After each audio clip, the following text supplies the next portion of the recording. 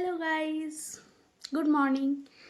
তো আমার তো স্নান টান কমপ্লিট আর পুজোও কমপ্লিট, মানে রান্না বান্না করে যা যা কাজ থাকে সবটাই মোটামুটি কমপ্লিট।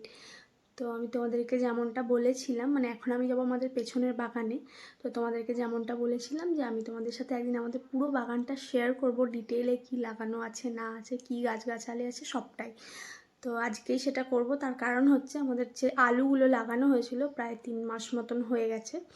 তো আজকে সেই আলুগুলো তোলা হচ্ছে, মানে লোক লোক তো পাওয়াই যায় না এখানে তোলার জন্য। তো আজকে পাওয়া গেছে লাস্টে।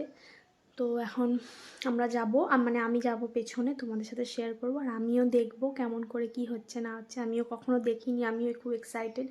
আর কতটা আলু হয়েছে সেটা দেখার জন্য এক্সাইটেড। তো চলো তোমরাও দেখতে থাকো। তো আমি যাওয়ার জন্য বেরিয়ে পড়েছি বাগানে, মানে যেমন কথা তেমন কাজ। আমি বাগানে যাওয়ার জন্য বেরোলাম। আর দেখেছো কেমন রোদ দিয়েছে বাইরে, বাপ রে বাপ, ঝলসে যাচ্ছি পুরো। আর ওই দেখো সামনে আমার শ্বশুরমশাই যাচ্ছে, আমি পেছনে পেছনে যাচ্ছি। আর আমাদের বাগানটা হচ্ছে বাড়ির ঠিক পেছনে, মানে গেট দিয়ে বেরিয়ে ভেতরে আসতে হয়। আর দেখো আমি বাগানে চলেও এসেছি ইতিমধ্যে।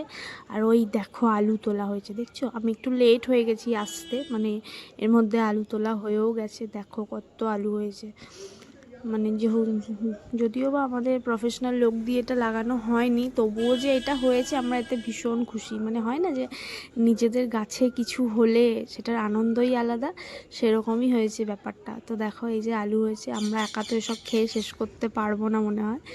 তো কিছুটা এদিক ওদিক শেয়ার করা হবে মানে আমাদের বাড়িতে। আর ওনারা যারা বসে আছেন তারাই এই কাজটা করেছে, মানে আলুগুলো তুলেছে। আমাদের ঘরের কেউই তো পারবে না এগুলো, মানে খুবই টাফ কাজ আমি শুনেছি আলু তোলা। তো এনারা বসে আছে, এনারা আমাকে জিজ্ঞেস করছিল যে কি করছো ফোন নিয়ে। তো আমি বলছিলাম ব্লগ শেয়ার করছি। তো আমার শ্বশুরমশাই হাসছিলেন, ওদেরকে বলছিলেন তোমরা দেখতে পাবে। তারপর দেখো আমি যেমন বলেছিলাম আরও বাদ বাকি সব গাছগুলো দেখাবো তোমাদের। দূর থেকে একবার আলুটা দেখিয়ে দিই, দেখো কতটা আলু হয়েছে। খুব বেশি না, কিন্তু আমাদের কাছে ওটাই অনেক।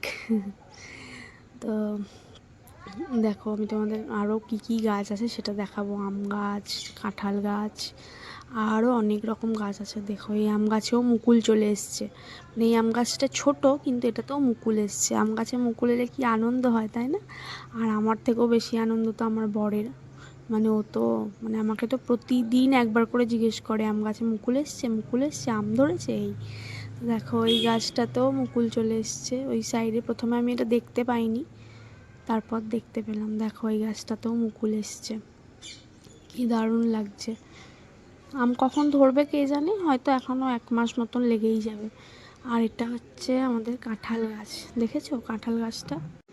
তো দেখো কাঁঠাল গাছটা লাগানো হয়েছে প্রায় দু বছর মতন হয়ে গেল। আর এর ঠিক পাশেই আছে, এটা হচ্ছে মনে হয় গন্ধরাজ লেবু। হ্যাঁ, খুব যদি ভুল না করি তো এটা গন্ধরাজ লেবুরই গাছ, বাট একটাও লেবু ধরেনি এখনও অবধি আনফর্চুনেটলি। আর এর পাশে হচ্ছে দেখো টমেটোও ধরেছে, দেখতে পাচ্ছ তোমরা টমেটোটা? ওই দেখো টমেটো ধরে আছে, এখনও কাঁচা। এগুলো খাওয়ার মানে আমি শুনেছি কাঁচা টমেটো অনেকে খায়, বাট আমি তো খাই না। তো আরও টমেটো গাছ আছে, চলো তোমাদের দেখাচ্ছি। ওই সাইডে দেখেছো, মানে যতটুকুনি জায়গা এর মধ্যে টুকটাক নিজেদের খাওয়ার মতন কিছু কিছু জিনিস লাগানো হয় নিজেদের শখে। মানে যেহেতু আমার শ্বশুরমশাই প্লাস আমার বর দুজনেই গার্ডেনিং করতে খুব পছন্দ করে। আর দেখো বেগুন গাছে ফুল চলে এসছে, দেখলে? তোমাদের সাথে বলতে বলতে আমি ভুলেই গেলাম বলতে, বেগুন গাছেও কিন্তু ফুল চলে এসছে। তোমরা কারা কারা দেখতে চাও বেগুন হলে?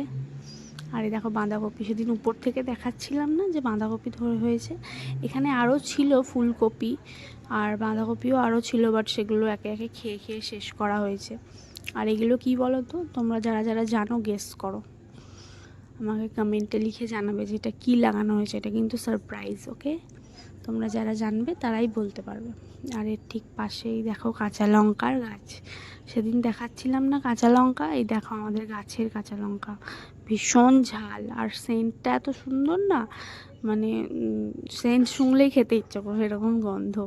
আর বাগানে এত সুন্দর একটা মিষ্টি হাওয়া দিচ্ছিল না সেই সময়, মানে হয় না যেমন গ্রীষ্মকালে যে হাওয়াটা দেয়, ওই হাওয়াটা কি দারুণ লাগছিল। মনে হচ্ছিলো রোদটা না থাকলে মনে হচ্ছিলো যেন ওখানেই থাকি, বাট রোদ ভীষণ ছিল বন্ধুরা। তারপর দেখো এটা কি গাছ বলো তো? এটা হচ্ছে পেয়ারা গাছ। আমি তোমাদের পাতাগুলো দেখাচ্ছি, কেন বলো তো? পাতার বিশেষত্ব হচ্ছে এটা হচ্ছে লাল পেয়ারার গাছ, মানে পেয়ারা হলেও কিন্তু লাল হবে, বাইরেটাও লাল আবার ভিতরটাও লাল। প্রথমে শুনে আমিও অবাক হয়েছিলাম আমার বরের কাছ থেকে, বাট এটা লালই।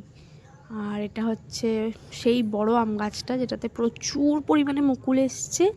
যদি আম হয় তাহলে এক্সপেক্ট করা যাচ্ছে যে প্রচুর পরিমাণেই আম হবে, যদি হয় তো।